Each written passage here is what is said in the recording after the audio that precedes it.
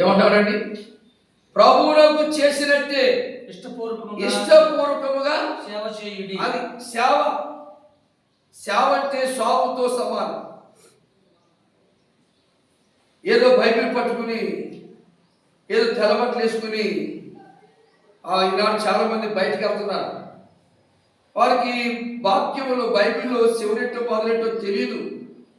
బయటకు వెళ్ళిన తర్వాత ఆ బహిరంగ దళాలు కానీ, శివశక్తులు కానీ, శివసేన వాళ్ళు కానీ, ఆర్ఎస్ఎస్ వాళ్ళు కానీ ఏదైనా ప్రశ్న అయితే జవాబు చెప్పలేకపోతున్నారు.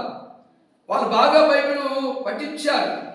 బైబిల్లో కొన్ని విషయాలు వాళ్ళు క్యాచ్ చేసి ప్రశ్నిస్తున్నప్పుడు వీళ్ళు జవాబు చెప్పలేకపోతున్నారు. మోకాళ్ళ మీద పెట్టి బుట్లు పెడుతున్నారు.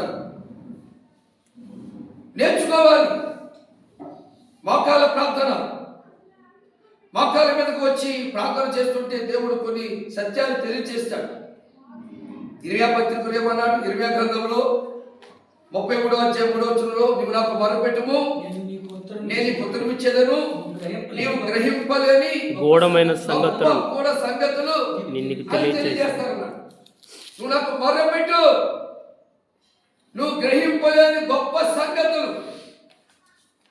ఏమని? దేవునికి మొరపెట్టడం చేత కదా. కొంతమంది పొద్దున్నే లెగిస్తే బ్యాగ్ వేసుకుంటే వెళ్ళిపోతున్నారు.